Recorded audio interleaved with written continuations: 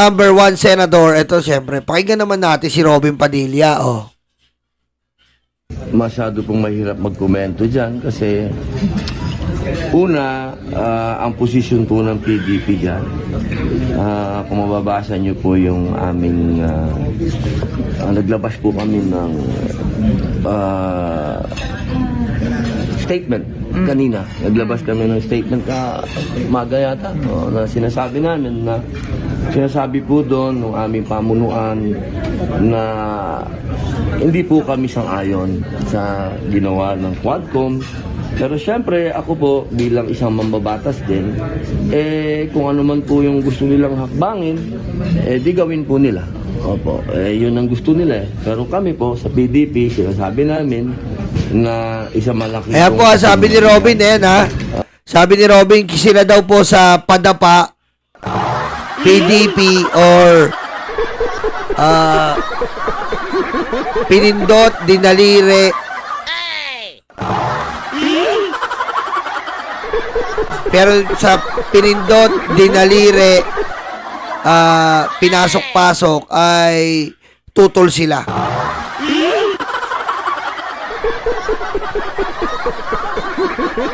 Pero kami po sa PDP, sinasabi namin na isang malaki itong kasinungalingan. Hindi namin matatanggap ng aming chairman na si dating Pangulong Rodrigo Roa Duterte ay mai-involve sa ganitong kaso na sinasabi nila. Grabe, no? Parang napakalinis ni Digong, no? Alam mo, Robin, 10 na mga padapa.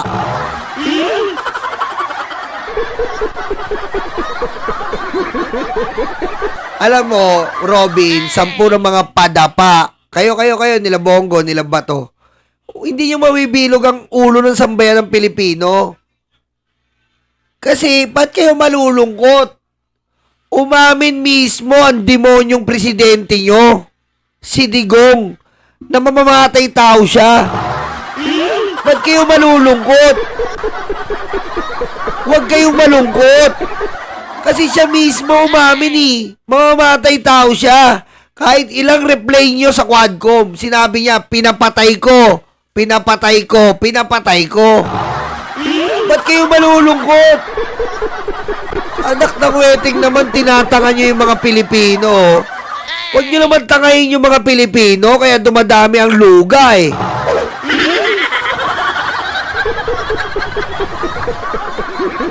Ba't kayo malulungkot? Umaamin mismo yung chairman yung demonyo na si Digong na pinapatay niya lahat. Inutusan niyang pumatay. Ipatayin. Oh, anong parte ang kalungkot-lungkot?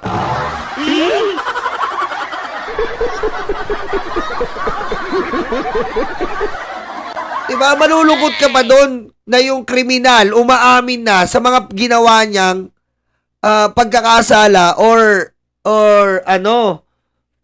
insidente. Siya na mismo umamin, pinatay ko, inubos ko, inutusan ko, pinapatay ko. Ba't ka malulungkot doon?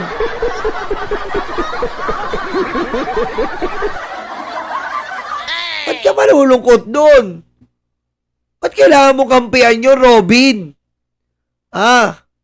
Hindi mo dapat ikalungkot yon. Dapat ang sabihin mo, wala po tayong magagawa. Umamin po kasi ang ating chairman na mamamatay tao siya. Yan ang tamang salita. Hindi yung malulungkot ka. Lulungkot po kami. Kasi nga po, parang pinagtutulungan ng ating dating presidente na sa mga bagay na hindi ginawa. What the fuck?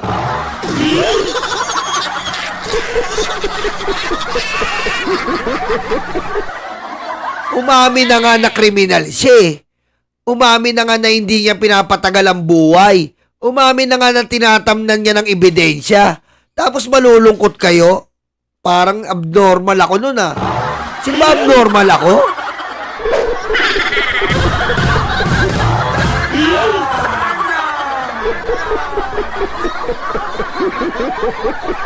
So parang kami pamali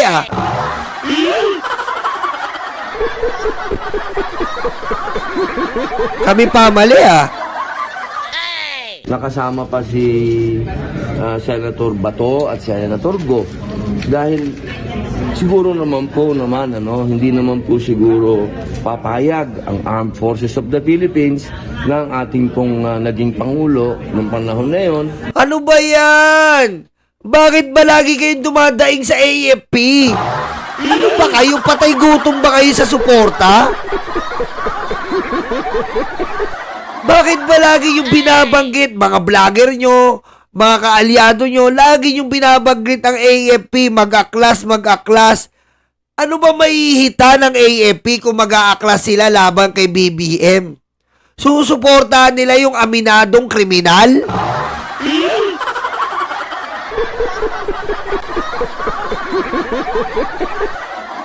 Ano gusto nyo? Mag-aklas ang AFP, sumuporta sa kriminal? Sa pumatay sa libo-libong Pilipino? Ganun ba kabobo tong mga armed forces? Ano gusto mo? Sumuporta ang AFP sa dinidilaan ng betlog ni Xi Jinping? Ganun ba ang nais mo iparating, Robin? Ganun ba gusto mo iparating? Na yung kinakalaban ng AFP na China na buwabraso araw-araw sa sambayan ng Pilipino, sa depensang Pilipino, diyan sa West Philippine Sea, ay papanig diyan sa presidente mong pabor sa China dahil masarap ang pagdila ng betlog ni Xi Jinping?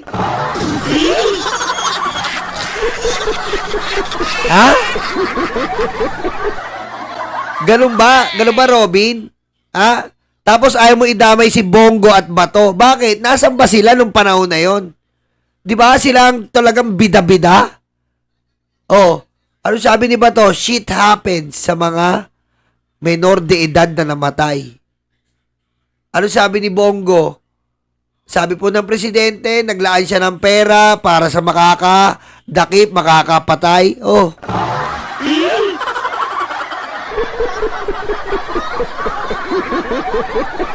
Ngayon, bibilugin mo ang ulo ng sambayan ng Pilipino na palalabasin nyo na malinis ang mga Duterte. Wala kayong maluloko dito. Tapos tatawag-tawag kayo ng AFP.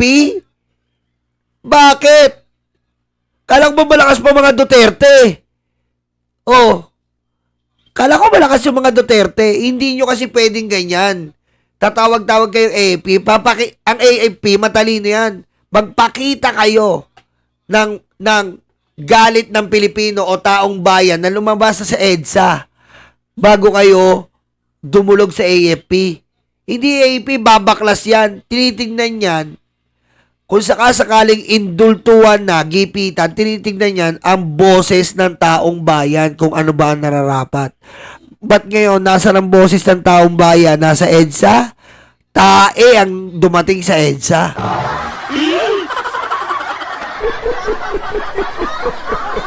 Bobo ba yung AFP? Pupunta sa EDSA? Sasamahan yung 5 piraso? Isipin mo, Robin. Ang AFP pupunta sa EDSA, susuporta sa 20 katao? Nandun sila mag-aaklas? Anong itsura nila doon? Mukha silang tanga.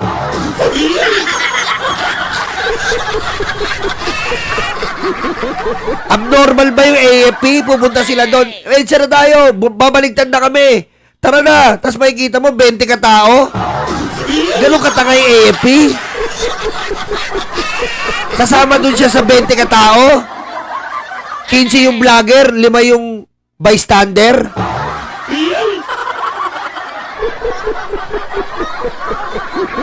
Sus Maria. Good luck sa senador nyo. Ay involved sa underworld. Do you think political persecution? Oh yes, ma'am. Definitely. Bakit po? Sa akin naman po, malinaw. Malinaw na kasinungalingan talaga. It's a big lie. Grabe, no? Alam mo, Robin, kung alam mo big lie yan, kami is a big stake.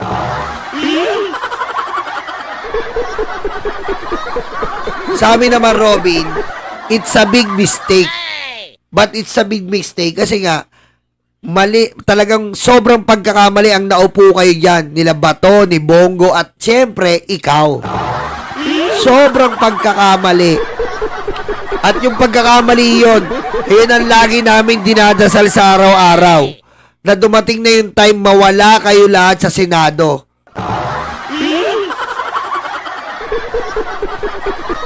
Kasi bangungot ang ginagawa nyo sa amin.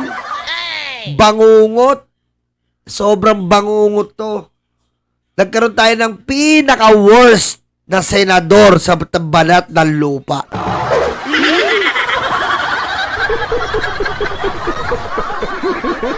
Ito ang batch ng senador na pinaka-worst.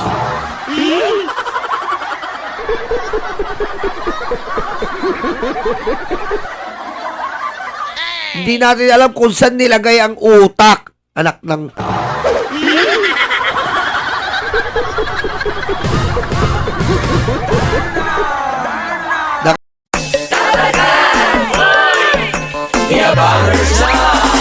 Handa na ba kayo mga Dabarkads? Eto na sila, The Bangers, sa pangunguna ni Tamski. Kamusta mga kababayan ko? Dapat lang malaman nyo, andito si Tamski, ang abang lingkod nyo na magbibigay at maghatid ng mga balitang solido at talagang para sa Pilipino. Hindi rin magpapahuli si Nyolo. Kamusta mga karayuma, Nyolo Bontit at your service. At siyempre, ang muse ng grupo, si Tita Missy. What's up mga libag? Naghilod na ba kayo?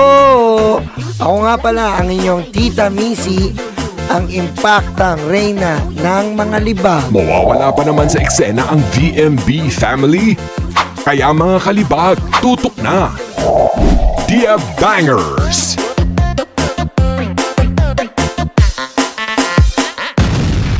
Kabahan na kayo.